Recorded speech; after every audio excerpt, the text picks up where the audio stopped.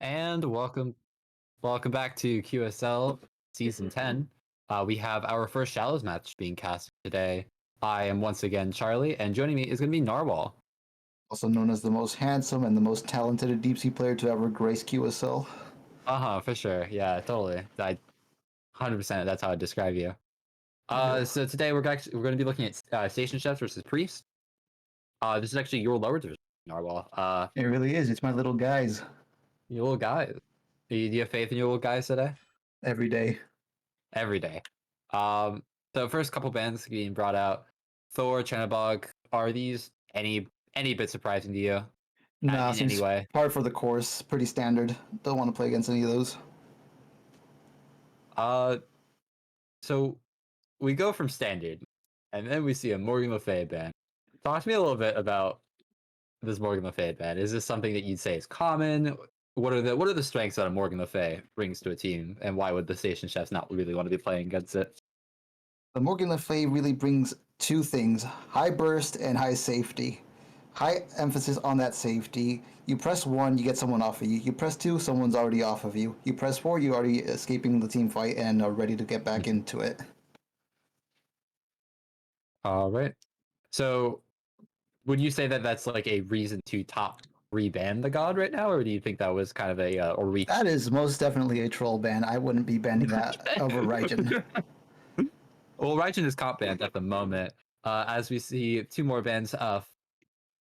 Ooh, point. Thank you, Buck. Raijin was open at the time of this patch, at the time of this match being played. The next two gods that get banned away are going to be this Pele Ganesh. Uh, would you say that these are some of your top of roles? These are And better both jungle and bands, support. especially All the right, Pele. and we see that transition very swiftly into an Athena first pick. How surprised are you to see this just kind of get snapped away instantly? I would have been more surprised if they didn't first pick it. Athena, known for her global pressure, it's never a 1v1 if you decide to take one. You always have to anticipate Athena just dunking on your skull like mid-team fight, or if you're just trying to gank someone, it's practically impossible to do so during like the mid-game especially. Mm-hmm. I'm really excited to see how this Station Chef's engage plays out, especially because they have such an easy engage tool. And then we see an Olaran Scylla hover. Olaran locked in. Not that one. I'm not really surprised about Olaran. Kind of your quintessential ADC after Trinidad falls by the wayside. And then we see the Scylla locked in. What does this backline bring to this previous draft so far? This is essentially the if you get caught out, you die instantly. Scylla brings a lot of high burst, a lot of damage, has that pen on the two, makes sure to secure objectives and dropped kills potentially. It also game ending team fights with those ults. Scylla can kill 5 people with one of her ults. Olorun can do the same if he manages to trap enough people. You Mm-hmm. get one of those balls rolling, it can be over in a blink of an eye. Mm-hmm. Are you surprised that no solo winners have been kind of prioritized yet? We see a lot of them be prioritized, especially characters like Wukong, who have been at the top of picks and bans for, I want to say, around 3 or 4 months now. Um, are you surprised that that hasn't seen any kind of prioritization in either picks or bans so far? Honestly, I am incredibly surprised Wukong wasn't already on the Priest team. I'm sure that they have their reasons for it. I can't tell you what those reasons are, but they must be cooking something up. We speaking about solo laners, and we actually see an Achilles locked in, and alongside it, we see what I can only assume is the mid laner here, going to be an E-Shell. Uh, Overall, first impressions, how are you liking this Station Ships top three so far? I'm really all about the Athena and the Achilles picks. However, the Ish Shell really brings into question exactly how they want their playstyle to go, because each shell is known for that high burst, high dive. However, she's not really all too safe, contrary to popular belief. She's easily diveable, not really much to keep her from getting blown up. Speaking of And the we devil see, himself, speaking of the devil, like we were just talking about him, priests do end up picking up that Wukong, just a pick later than we expected it to. Overall, if you're favoring these two top threes, which one are you kind of taking? Pretty clear, like super easy as of right now with those top Mhm. three. Like Wukong has no problem diving the eggshell. She's basically gonna be a non-factor in those team fights. Zilla can just throw out abilities and then immediately retreat with the three. Oleron has the potential to have a very aggressive or very defensive ult. Can change a team fight with the blink of an eye, like I mentioned earlier. Not Mhm. much going on the side of the other team except for maybe Achilles executes before they can get their full potential out from the team fights. I mean, you do have Athena to kind of allow Achilles to have a lot of space to go in there, a lot of ability to be able to free cast on maybe a backliner with the ease of just dash taunts. The Defender Olympus always a great chase stun tool. So they have some pieces. It's just this E-Shell is, like you mentioned, is going to be a big question mark here. And going through a couple more bands that we have out so far, we have Kali Arachne. A lot of jungle bands being looked at now in this bottom two. We currently have 4 junglers banned away off rip. What are your kind of what kind of junglers do you think you're going to besides Ratatoskr to add to that list? I'm thinking that if they haven't already just gotten rid of those three, there's not much else they should be worried about. Probably get rid of more ADCs. Well, since they got rid of Rat, they're probably not going to do that. Probably going to be looking to just get rid of a support that can't compete with Athena, make it a little bit easier to engage while they flounder in that department. hmm Yeah, Athena taunt can be a good engage tool, but it's not going to be your end all be all. And we actually see another jungle ban, 4 jungle bans bottom two, 6 overall in the draft, as Susano also gets banned away.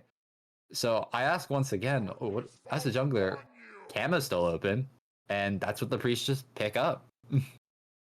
Good old run counter don't want to deal with that, so I'm guessing they would rather have it than have it used against them. Season of Hope kind of felt like it brought Kama just kind of hurling back into a jungle meta. What does Kama bring besides that Ola run kind of counter per se? Gamma has that insane burst potential once you hit that late game. He just presses 1-2 on someone, they're immediately dead. He jumps in, he has an easy get out of jail free card with that ult. It's high sustain. He's just pretty much a nightmare to deal with if you don't have like one shot potential. Mhm. And we do see that the bottom two for the station chefs are going to be Fana Freya. Freya, a god that I was very surprised wasn't prioritized early in the draft, but managed to still pick it up in that 9th pick overall. Now that you get to see a full look at the station chefs draft, how high are you on it right now? Are you liking it? You loving it? Not really liking it? Not really loving it? I like the idea behind the double execute, just throw out abilities, hope that everyone's low enough so they can just start mauling people. However, there's hardly any setup on their end. They have a taunt and a root. Maybe if Achilles feeling frisky, the blink stun, but they don't really have much follow up to go on aside from the Freya. However, on the side of the priest, they got that Maui, which is always a looming threat with that ult. Able to pull in Athena if she doesn't have that ult up. Thanatos can probably get caught out if he's already ulted out. Freya, of course, only has her ult to escape, so it's really just an ult burner or a relic burner. And the collapse from the Wukong and the Kama, after all their abilities and relics are down, is just going to be a pretty easy dive from them. And I don't think that their front line can get out of the Scylla Ola run, like backline burst burn. Yeah, a very scary draft overall from the priest. You have a lot of ways to catch beads. You have a lot of ways to engage. You have numerous tools that's just kind of an easy go button. Say if someone's out of position, you can Oloronal. Someone's out of position, Wukong Tiger always exists, and Maui can kind of force people out of position. So I definitely like this draft that the priests have, uh, no pun intended, cooked against the station chefs. But um, what my only concern is they don't really have that kind of early game bridge. Like Camo would be that, but he's going up against a Thanatos on the other side. Uh, how are you favoring these two teams in the early game? Early game goes to the kitchen 100%. They have that Thanatos who can just blink one someone and they would just die off cooldown. Feast or famine god, as he's like to be known. Freya isn't bad early as a lot of people like to believe. She just presses 2-1 and immediately does damage, so her early should be fine. Eggshell, her level 1s to 4 are perfectly fine, serviceable. Athena, of course, very annoying to deal with the taunt, having to get free damage to put on you after you get taunted.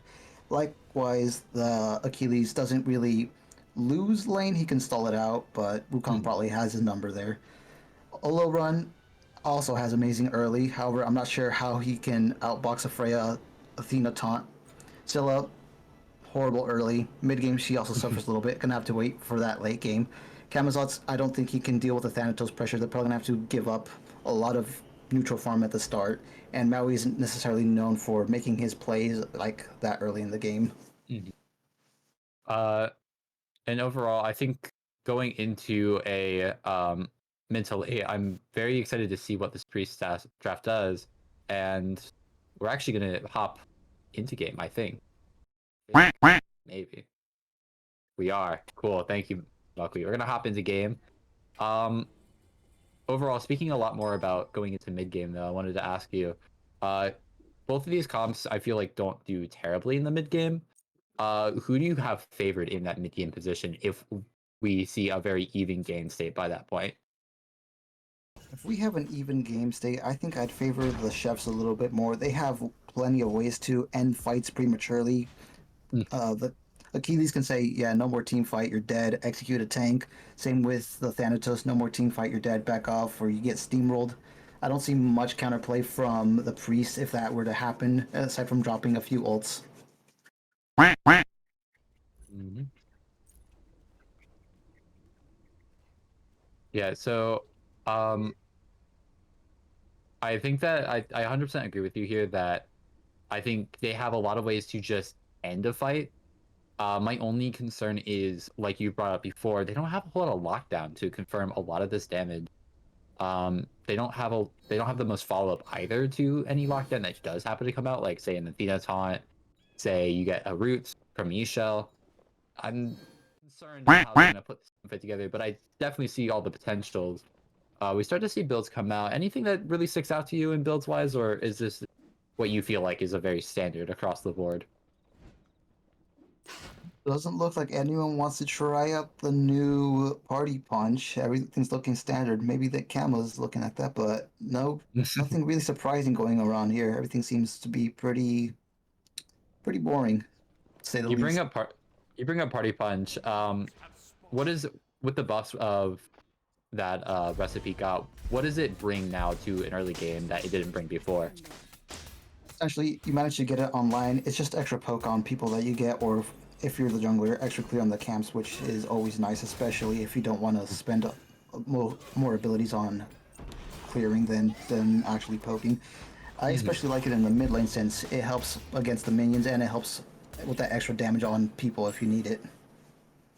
And I think you're the first person to say that you like it mid lane. You're the first person I've seen say that. We see everyone filing into lane now. Bit of a taunt and into a whoop, but not going to be the most follow up there since, level 2 on each of them. Now we kind of expend his jumps, but not a whole lot going to be coming out from there. We're in this like super early laning phase for this duo side. Which comp do you expect to have a bit more pressure on that duo end? Surprisingly, I'm favoring the Freya. It looks like she's able to pump out more damage both on I their hate to interrupt you, oppositions. but this Freya, as you were saying that she was really pumping everything out, forced to expend her Aegis on top of a Maui jumping in on her, and a taunt comes out from the Athena, but Freya not in the most range to really follow up on that damage. So although and Maui do take a little bit of that early, with Kama on the way, I imagine that it'll most likely stay this way for when shield buff is spawning. Soliner's just kind of hanging out, and we see Auberg on this Camazotz really looking for anything, any mistake to happen, but not gonna be the most fruitful endeavor, as we see him just resort to his consolation prize of the shield buff. Um, what when do you expect to see a lot more like action, like that old pull apart brawl style that I imagine this kitchen team wants to go for? But at what minute do you think we start to see that?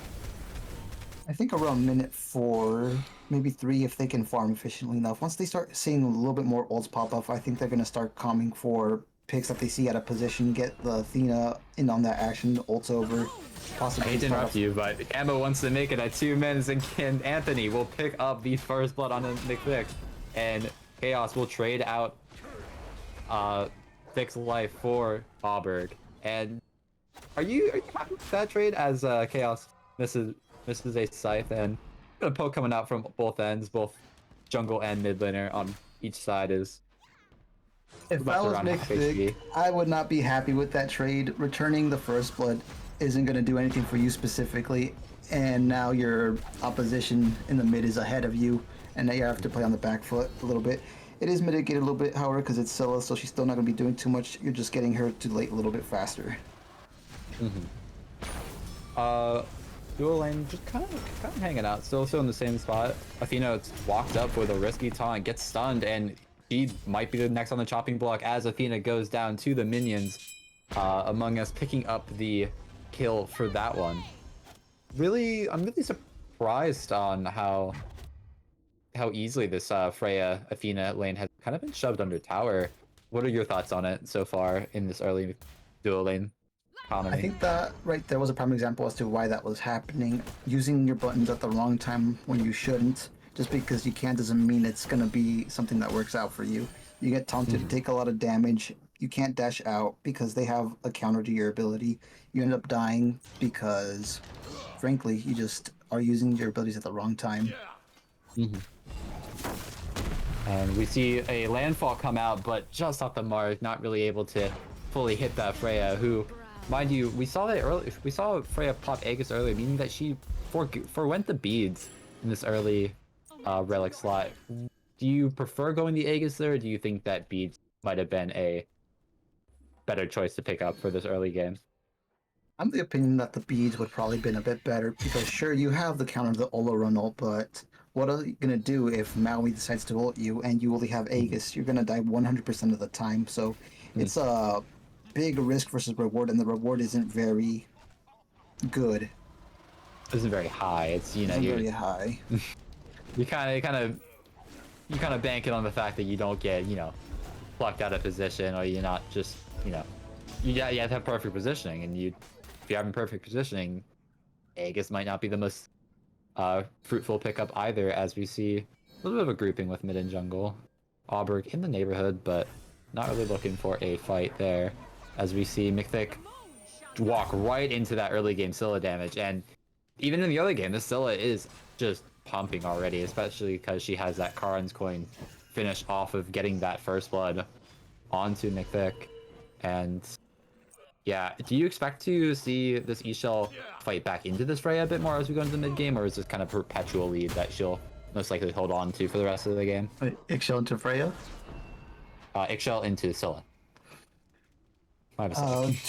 Two levels down. I think the Ixchel's gonna have to concede that she's have to farm up. She's not gonna want to take poke from Scylla because she's gonna be winning these burst trades from now on. Well, first, Speaking and of someone who burst, is not conceding anything really, is Anthony Senpai gets a ult onto Chaos, who took a little bit of poke on that mid camp and decided it doesn't matter. I'll just path up into their interesting backs anyways. choice. Very, very interesting points. Ends up paying for it as well. And right now, level disparity and some of these lanes is starting to really show. We see a one level each in both mid jungle and support, and now about 1.5 for Anthony over Vic right now. I'm very want to see this Ishel start to just keep farming, fight back a little bit, but I mean if still it's just gonna be hit and stuff like that, I mean I don't know what the likelihood of that happening is. What do you think Ishel that from behind is like gotta be one of the worst feeling things in the world. Speaking of the worst feeling in the world, hate to interrupt you, but that burst damage, Chaos Kuzuba immediately redeems itself, gets a kill onto Uchi, and propels this fight even further ahead, and loot taken away. Unfortunate for A1 on this Achilles. Okay, I need to circle back. That damage, it just felt like Uchi lost all of his health bar in just a nanosecond. that is That's full bad health. Freya damage right off the bat. It's nothing to be joked about. If you have both of them on you at the same time, there's no way you ever live unless you have an Aegis and already under tower. You have to have Aegis, be under tower, you have to plan like 5 steps in advance. It's his fault for being stepped up midway, close to his tower. Should have been under it. Olorun doesn't have that traditional movement ability, so definitely agree with you there. Not that same kind of movement. Buck on production says he Boulder Run should have gone Blink, and top 10 ways to. All right, Buck. So still extending this lead. Still would say about a level and a half up. And when do you say that Scylla becomes fully online? As we see a little bit of poke coming out from Auberg and Chaos in the jungle. Auberg chasing Kuzenbo down. There's no way for you to escape there besides Hovering Death. Hovering Death is good to get him out. And Auberg still in the neighborhood. Still looking for something. Blink under tower. 2 jumped up the mark. Bat out of the hell. 1 swoop is good. 2 is even better. 2 picks up the kill as a Sanctified Fields comes out. Defender Olympus also comes out, but Auberg should just be fine. Not unless he gets whooped. Taunt is just off the mark as the leap is expended, and he is perfectly fine getting 1 for nothing there. I didn't quite see, was Defender of Olympus ready that entire time? Was he late or was he waiting to get it back? Because if he did have it that entire time, that could have just been an easy kill into Camazot's right before he could get his ult off. I think he had it the entire time. It might have been just a bit too late to call it over, or just not really paying attention to what was happening elsewhere on the map. But I believe Defender Olympus was up the entire time. Dina's not a pick you can play while you have ADHD because you have to be aware of every single lane in the map and be aware of like your friend's health bars and the opponent's health bars. Because if you just miss Defender by like 1 second, your friend's already dead and your ult's already on cooldown and you practically achieve nothing with it. Priest already off of their 2-kill lead, currently about 1,000.5 up. Do you see this as a trend that's going to keep continuing, or do you think that the Station Chefs team is going to be able to close that gap anytime soon? I think this is a rich get richer situation. Thanatos, Feast or Famine, doesn't look like he is belly full. Not really feasted today. Not really feasting, not eating. Well, meanwhile, you have the Scylla being unbothered, just getting all the neutral farm, growing her lead. Ixchel slightly catching up, but doesn't look like they're closing any of the damage disparity whenever they do trade. You point out the Scylla over the Seashell, and currently that's that's a full T3 item on this Seashell at the moment. It already has a Divine Ruin, and things that already been gotten. Uchi on the Zola run falls once again to Gaio, and Auberg is here looking for a little bit of retribution. Battle of Hell is just off the mark. We only see 1 swoop connect. Hovering Death is good onto Auberg for a little bit of follow-up, but currently this fight is zoned out by this Maui, and Auberg is still looking low, and Chaos just needs a little bit more damage, but his health bar, Auberg's health bar just isn't falling. Just not enough damage being poured into it. Taunt onto Maui is good, and Maui should just be the sacrifice to get his jungler out. 2 for 1. As Thick dies in mid to the Scylla. That's when things are going good. I hate to interrupt you, but Midgod is not done, and Chaos Kuzenbo picks up another kill, but Uchi is back in, looking for a little bit of revenge onto this Freya. Uchi picks up 1, and Chaos just half health Uchi. One little death scythe, and that's enough to end any subsequent kills from Uchi on this Ola run, but they'll be able to pick up this Freya. Not a totally fruitless endeavor, but Uchi steps back up to the Thanatos. The Scylla was in range, but Head Crush is just good enough. Trades out his ADC for their jungler, and which team do you think got the advantage there? Because that was a long fight. Good 2-minute fight right there. That's definitely going to the Chefs. Even if they did get picked back and forth, they're behind. Anything they can get is worth it. Granted, they're not gonna get all their farm they wanted because they had to rotate, then they had to go back. However, like making sure that the enemy can't farm already more than they already are is always a small little win that you can always take. First beacon now spawned. We see a little bit of a priest dominant grouping here. Really good Sikkim onto both Thick and Midgod. Auberg blinks in, and Thick is just deleted. This Scylla plus Auberg damage is just absolutely too oppressive to deal with. A superior priest grouping. results in yet another kill onto the mid laner for the chefs, and we start to see Uchi and Among Us pathing towards that gold tree. Gold tree picked up by the priest. No vision on them, but Gaio is aware to it. Reasons that this would be the next place they'd go. Whoop is good onto Uchi. Auberg is now in the neighborhood along with Anthony Senpai and the Scylla. Gold Fury dangerously low right now. Landfall is good. Priest secure the objective, and Valkyrie's Rage is already expended. And it seems like that's just going to be the fight. Priest get their Gold Fury and are happy to rest on their laurels. Unfortunately, there's no way they can really steal that Gold Fury without putting their lives at risk. Prime example, you saw the Freya go up in the air by that Maui ult. Could have potentially died if they decided to commit to it. However, I like the discipline play by the Priest to just back off and take their win and go back to farming. No reason to force a mistake when you just already got what you came for. You're already, what is that now? Nearly 3 full K up on this chef's. Previously, we were sitting at a 1.5 before that Gold Fury, so starting to see a little bit of a further lead being built by this further gap. And especially now that the Pyromancer is spawned, do you think it's twice as just as nice here?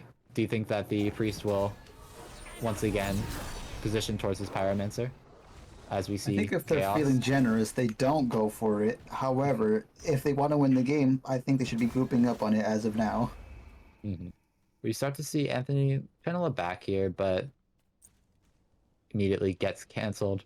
We don't see a whole lot of Station Chefs grouping. Only right now they're grouping around a red buff, but that's about it. We're not seeing any clear way they want to go over to that Pyromancer. Aubrey, however, wants to go to that solo side of the map, looking for A1 on this Achilles. And Somersault Cloud is used, but not a whole lot is committed to follow up there. Battle of Hell is saved in the pocket for now, just trading solo lane ult for solo lane ult. And not a whole lot comes from that gank besides telling the rest of the chefs, hey, Auberg's on right here. And speaking of another fight starting up, we have this Scylla taunted in, and Kuzubo is very swift to follow up on that. Jaeger picks up A1 on the other side of the map, Hovering Death used, and a bit hesitant, waiting for that Troll ultimate to expire, but Among Us just gets deleted, but is traded out due to the Scylla damage and the Maui damage before he falls down. Dies to a little bit of that contagion dot, and overall it is a 2-for-1 overall.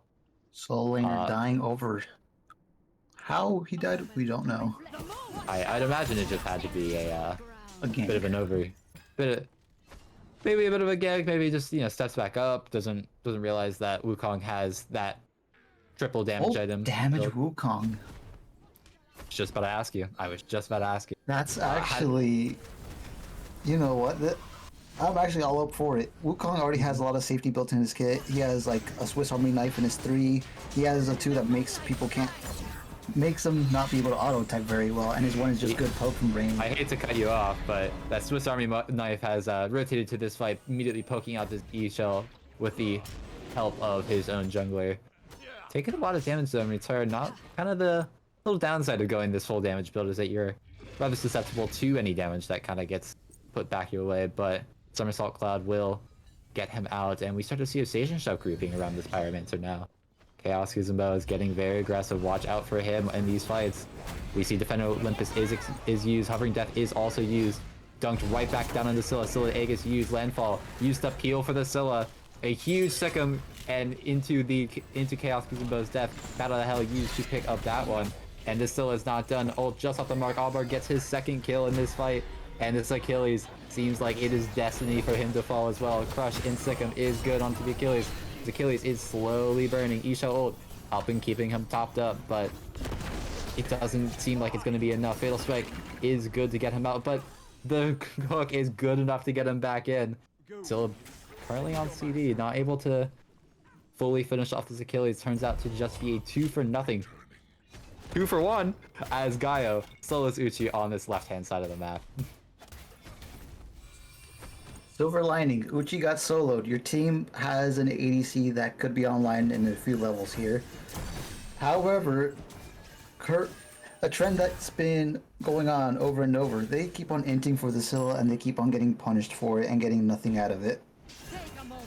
Yeah, this is the second fight in a row that we've seen Chaos Kuzenbo go onto the Scylla and hasn't been able to kind of translate that into any kill actives pulled from the Scylla this time, but I imagine next time will be much of the same as Auberg is over here trying to get vengeance for his ADC, moved up into the air, Leap is expended, but Anthony is here once again. Egg is used, Valkyrie's Rage is used, but I think this is just fate. You are just dead on the way down as Auberg picks up his 4th kill of the game. The Achilles is here and finally shuts down Anthony on this Asilla. And Kuzenbo, watch for him in the air. Battle Hell is expended already, and there is a huge grouping, but Hovering Death is just off the mark.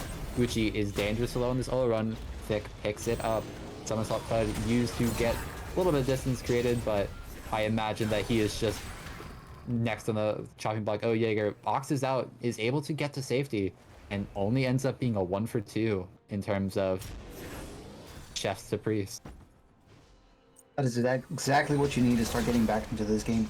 Get high priority picks, get out, get an objective, and then possibly group up for another objective if your team can get to it fast enough. This gold deficit went from being abysmal to being less so, only 3k down at this point. Auberg trying to poke his head in the door. Landfall, also good. Chefs secure their Gold Fury, but Chaos Kuzenbo might have to pay his life for it. A1 attempting to get his jungler out, but the grouping is just too strong. They are still right on his heels. This Thanatos is just struggling, bleeding to get out. Anthony picks up Gaio, and Oh Jaeger picks up a kill on the Chaos Kuzenbo. Chefs get the Gold Fury, but have to give up 2 for it, and Auberg, if I know him, he is not gonna be very happy with letting his Achilles back. Jaeger is dashing into the tower, just a little bit more damage. Auberg dashes through, and Oh Jaeger picks it up all by his lonesome before Auberg could really get his finishing touch on there. And speaking of Auberg, bees are expended to get away from this E-Shell. E-Shell ult is popped out, but Jaeger wants more. Auberg wants even more. Battle Hell used E-Shell in mortal peril, but just not enough damage. Just that one swoop was off, and we see a Priest Call go towards the Fire Giant while their dive is just messing around on that left side speed buff. Probably the best play that could be done. Not much that the chefs are going to be able to do against this. This is practically free, and I'd be surprised if anyone even decided to even ping that map to let them know that they are on fire. Hovering Death, we do see that used as a potential chase, but not quite in range enough. Priest get their FG, and Tina just wise to it as the Fire Giant drops, and now a 20-minute Fire Giant, and the Priests are currently up 6k, and I imagine that it won't be 6k for long. I imagine we're gonna see that lead grow exponentially as they start to knock down some of these towers on the side of the chefs. If you're the chefs, you've had some good fights. You've had some really bad fights. What do you think you need to do now that the priests now have a Fire Giant? They have just level advantages, a 3-level advantage in both jungle and solo at the moment. They're going to have to be patient. They can't just take a head-on team fight. They will just get obliterated and have their game ended right then and there. They're going to have to wait until they see a crack in their positioning, something that they capitalize on, get a pick, so they can't feel any form of comfort when they're sieging, and then maybe back off, waste their fire. Maybe go for a Hail Mary play and dive like the one person on their team that's doing a billion damage, but I would not like to see that myself personally. Mm-hmm. Because, I mean, we've seen countless attempts of... We see a bunch of billion diving onto Anthony, but not really able to ever translate that into a kill aside from that one duo-side fight where he was just overextended. And I agree. I think that they should just kind of take this time, chill out, just not do anything too crazy. You know, you don't have to reinvent the wheel here. You just kind of have to give up some of these powers and kind of hang out as we see this Wukong build start to get to point of completion. And my guy is not ever thinking about building any defense. We are seeing a full damage Wukong, and On the other side, this Achilles build is quite the opposite. We actually see a Gauntlet of Thebes and Prophetic on this Achilles. What are your thoughts on these two contrasting solo lane builds? I think that the full damage only works because his team is kind of winning in every lane. Was aside from probably ADC, he's able to get away because it's Wukong, has the base protection, so he's gonna have some form of survivability while being able to actually confirm or set up kills for his team. On the other side, we have the Achilles, who's known for being unkillable in the late. He just wants to make sure that rumor is actually true once he gets both that Thebes and Prophetic stacked up. But it's looking like an uphill battle to even get those stacks from Prophetic without getting in the danger zone. Yeah, this Prophetic, I'm actually kind of surprised that it's not a bit more stacked, but probably didn't have the best time trading in the lane, especially with this Wukong being so damage oriented. And someone who else is probably not going to be feeling a whole lot is this E-Shell as Battle Hell XUs, but call him to back off right now.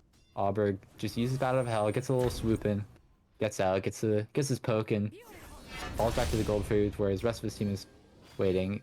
E-Shell, half HP, very precarious scenario as Auberg wants to continue his chase once again. Landfall used onto Freya. Freya A gets expended. E-Shell ult is just trapped inside of Oleron ult, and Gaio and Thick picked up in this fight. And currently, Uchi is, or not Uchi, Anthony is so low, and A1 picks him up on the backside, but now A1 has to find his way out. Fatal Strike is no good at getting him out. Stun is good, but it's just an inevitability. He falls down to Auberg. Auberg picking up his 5th kill of the game. And I imagine this Priest team is just interested in their Gold Fury. I'm surprised that they don't want at least a bird or two from this, because you have almost everyone on the team down, and you decide that the Oni Fury is the play instead of just taking like possibly like this one of the more important objectives in the game. Do you think they still have time to go get a bird after the Oni Fury, seeing as they are now swiftly moving towards this left-hand side of the map where this tower is standing? I believe if they wanted to, they could get it, but it'd be a little bit more risky now that everyone on the team's almost up, and they probably gonna have to deal with an execute here in a few moments, probably 20 seconds or so. So it looks like they're gonna just be backing up and probably just strip them of farm and getting ready for possibly another Fire Giant fight here in a moment. On this right side of the map, Kuzumbo saying, you know, there's not a whole lot for me to defend over there. I'm just gonna grab my T1 tower, push out this Titan a bit, force them to back to base, force them to deal with me, and that's exactly what the Priests do. They back, they buy, and they're most likely getting set up for yet another Fire Giant dance. Currently, gold reads 9k in favor of the Priests, where they were previously sitting at a 5k, 4k lead. Not gonna scoff at that at all. We're starting to get to the point where starter items are being purchased on the side of the Priest. Meanwhile, on the side of the Chefs, only your Athena has starter item, then now just getting starter item. In this firefight, do you think that Priest should be playing up with their massive item advantage, or do you think that this will just be a very standard fire affair? I think this is a bait fire drop to collapse on them type fight, unless this happens. A collapse is exactly what they're looking for. Auberg deletes Thick off the map, and A1 is melted in response. Auberg picks up his 2nd kill of this fight, and I don't know what executed, but apparently something was executed. I think a Wukong clone. Either way, Kuzumbo and Mid God both die in their endeavor to try to pick up anything from the Priest, but the Priest, 5 strong, move to the Fire Giant. Only Gaio left, and right now, if I'm Gaio, I'm thinking this is a Hail Mary situation. You have 5 members of the Priest, and they are steaming down this right-hand side, looking for that tower, possibly a bird here. Do you think that Priests are going to go for said bird? I would be surprised if they didn't go for multiple birds in here. They have such a big item advantage, they have a pretty decent level advantage over the opposition as well, and they have a few bombs. I would be surprised if they even expended one trying to get this one instead of the next one. A 5-man effort onto the bird, and Auberg is once again going for this poor E-Shell. E-Shell picked up quite quickly by Anthony on the Scylla, netting his 8th kill of the game. Auberg flies to safety, but Kuzumbo is not content on letting him be. Hovering Death expended, but on the other side of the fight, Jaeger is just chasing down this poor Frey, goes into Fountain, but isn't quite able to pick up the fight. Anthony looking for this Kuzenbo on the side of the map. Gaio picks up Jaeger, who dived into the Fountain there. Just not as tanky as a normal Wukong. Is just gonna instantly die. But look at that damage on the Kuzenbo. Taken down to nearly 1 HP. Defender Olympus is used, but I think this is a House of Cards bound to fall as we see Chaos Kuzenbo go down, take the fight field, expended onto the Athena, and we see a little bit of damage put onto Among Us in return, but Among Us, no fear, goes for a landfall, just pulls back a minion, but this Achilles and the Athena are still prime pickings, but Anthony is the only one getting any damage looked at right now. This Rhea pumping so much into him. Uchi on this Olo run is also forced to expend his Aegis as we see the front line. Auberg is here, and Auberg picks up Midgod, and we see Thick trade out Among Us in return, but Auberg is bad out the hell used, and Screech is good enough to pick up A1 as we see Priest pushed into this mid lane bird. Backline, only of what's left of the chefs right now. And right now, the Priests don't have a tank to really be tanking this bird. They're going to take so much damage from this. And we see quite a bit of damage in response. And Auberg just gets deleted. A little bit too close to the sun there. Thick and Gaio just do it to him as we see Chaos looking for Anthony, but has other things in mind. Makes a beeline towards Uchi, and that Hovering Death is good enough. Absolutely just deletes poor Uchi as we see a very, very long drawn out fight. Jaeger next up in Thanos' eyes as he is not all that tanky.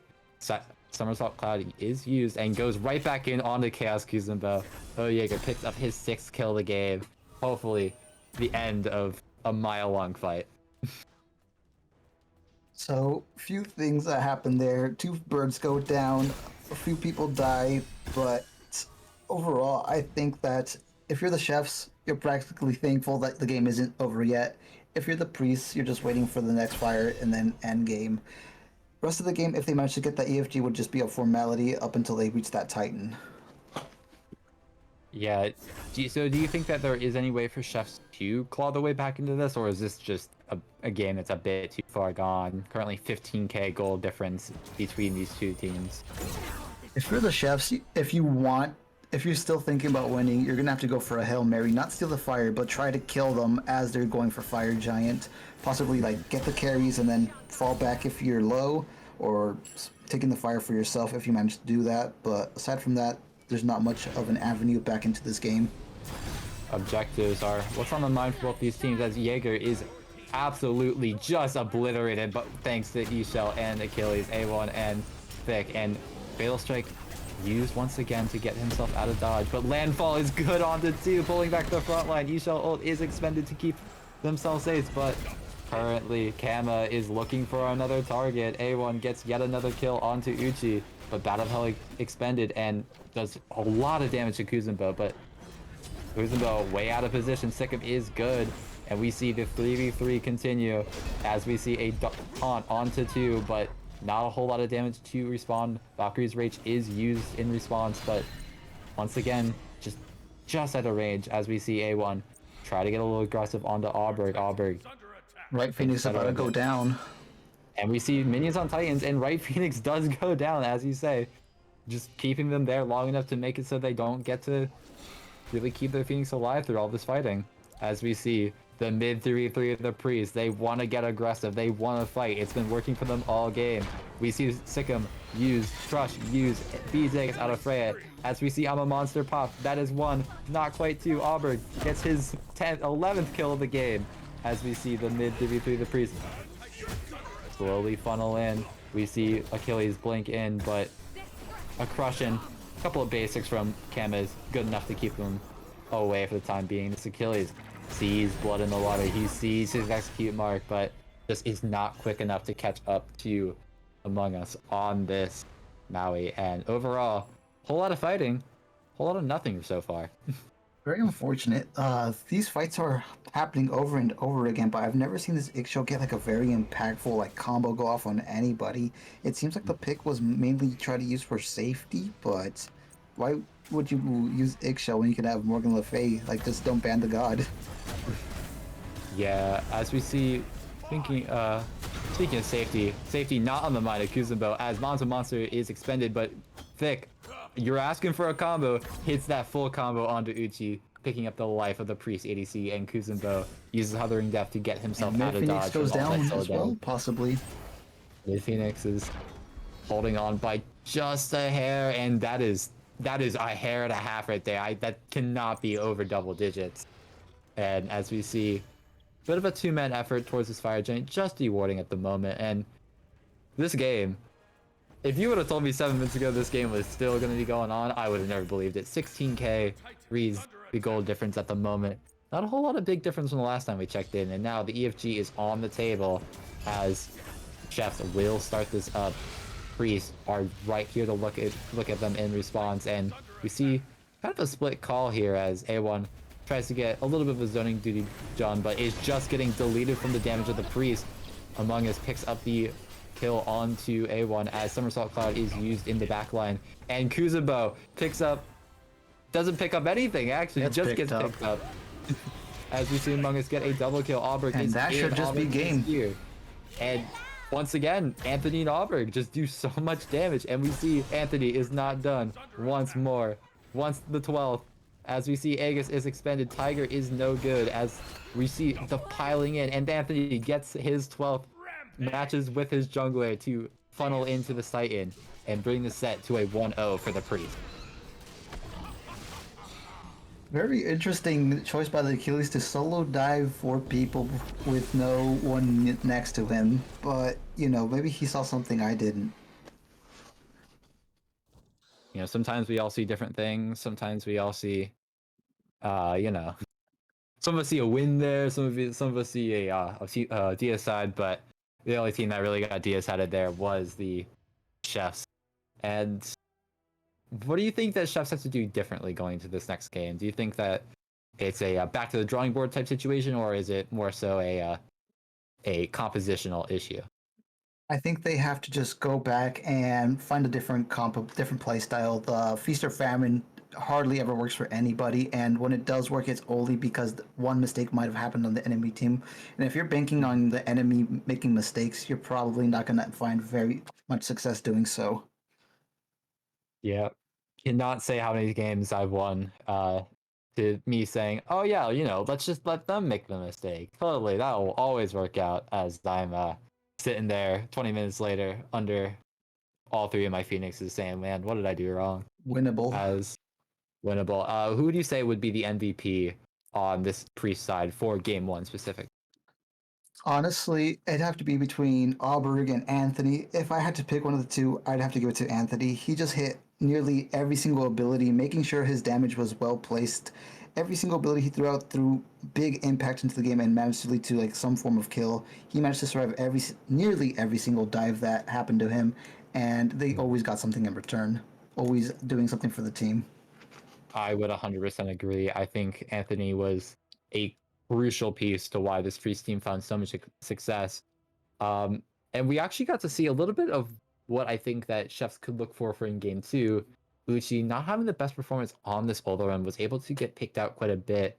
Do we think that maybe in Game 2 we see a lot more of a dual lane focus put onto this Ola run now that we've seen that he could get abused in lane? I would be surprised if they didn't play through dual lane. We saw Uchi getting soloed, and we saw him like being stepped up without having much information on where the enemy jungler was at. If they can play through this duo, maybe they can have their ADC pick up the slack for them and just do pick style comps where they can just get someone and then do an objective for free. I absolutely agree, but I mean, there's only one way to find out. We'll be right back in a few minutes. Bring you Game 2 of this set.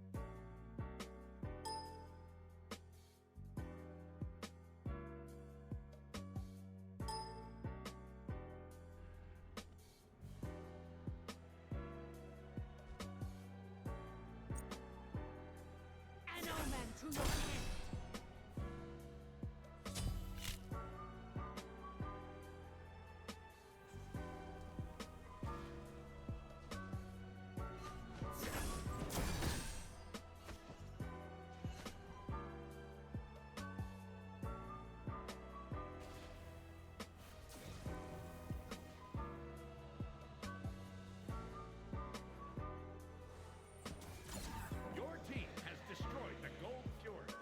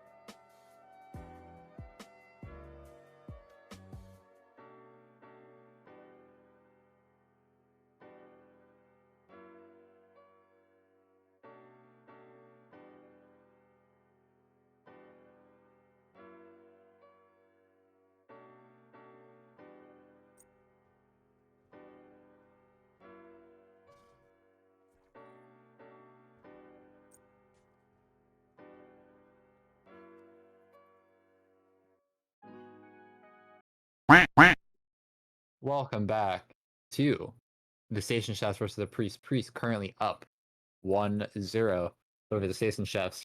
I'm Charlie, and still joining me is going to be Narwhal as the other voice you hear, and Buck on production. Narwhal, after those few minutes, are you still saying that it's a completely go back to the drawing board type situation still? I am saying that exactly. Play through duo, play for picks, go for objectives, win game. However, we're gonna have to see what they decide to draft. Yeah, we saw something that I was thinking about while we were, sitting there in the void of not being on camera, was that Guy was able to pick up a lot of these solo kills on the Uchi, but it always felt like Auberg was like right around the corner, right? Was just always there to kind of like trade it out. And Chefs recognizing this ban away the Hammer, a pick that fell through all the way to, I believe, 7th, is now top 3 banned. What are your thoughts on that? Deservedly so. Kama just has a lot of damage, has a lot of safety, very big menace to the backline. I 100% agree. We see a lot more of the same that we saw last game in these next few bans. We see the Chernobog Pele on the Priest side, the Ganesh on the Chef side. Last game they prioritized the Scylla very, very high. The priest did. Do you think that we see a similar draft from them, or do we see something completely different now that some I of think if it ain't broke, don't fix it. Just go for your high burst pick. Make sure that you're just hitting abilities, and it should play out about the same if they just keep up that same momentum. priests and chefs ban away? Similar gods once LF. again. Morgan Le Fay banned once again by the chefs. Thor banned once again by the priest, and the priest this time take their own Athena first pick. Very predictable Now, pick. Very strong. Last showing wasn't necessarily textbook Athena. However, I'm sure that the priests are sending a message here saying, "Let me show you how to play this real quick. Show you why it's usually banned out." let me show you why we're first picking this kind of thing. I imagine all the Athena strengths are still the same, and we actually see a very different support this time around. We see the Kefri locked in, top two. So I'll make this question two-part. What does Kefri bring to a draft, and do you think the Kefri should have gone up this high, as we also see an Oleron paired with this Kefri? I think Kepri brings a very good bait into the draft. It's more for your enemies to try drafting executes rather than something for your own team because that ult can be waited out. That ult could be mistimed. It requires like a lot of I wouldn't say execution, but it requires like a lot of things to go right for Kepri to work out well. Mm-hmm. And do you think that Kefri should be prioritized as Oh highly as he no, was? never that. Okay. Just oh no, not at all. As we see Priest lock in a Charybdis, god that we haven't seen in quite a while, but this is the Uchi god. Like this is the god he always goes to, especially after having a bit of a rougher early game. Wants to have a lot of safety. As we see a Habwa locked in, and I want to ask for the formality before I give what I think is really going on with this Habwa. Do you think this Habwa is going into the mid lane to Anthony, or do you think it's going to be a jungle Habwa? Yeah, you know what? I'm saying this is a jungle Hellboy. This is gonna like fry with a new morb pickup That's something that's an nice like that. Auberg special right there.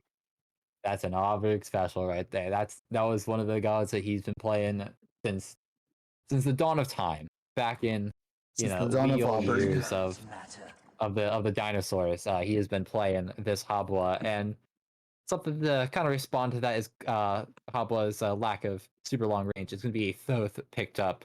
I haven't seen a whole lot of Thoth prioritize this set. What does Thoth bring to a draft? Brings a lot of artillery. You can't hit him, but he can hit you. In a team fight, he just starts poking off cooldown. His cooldowns are also incredibly low, so you can rinse and repeat.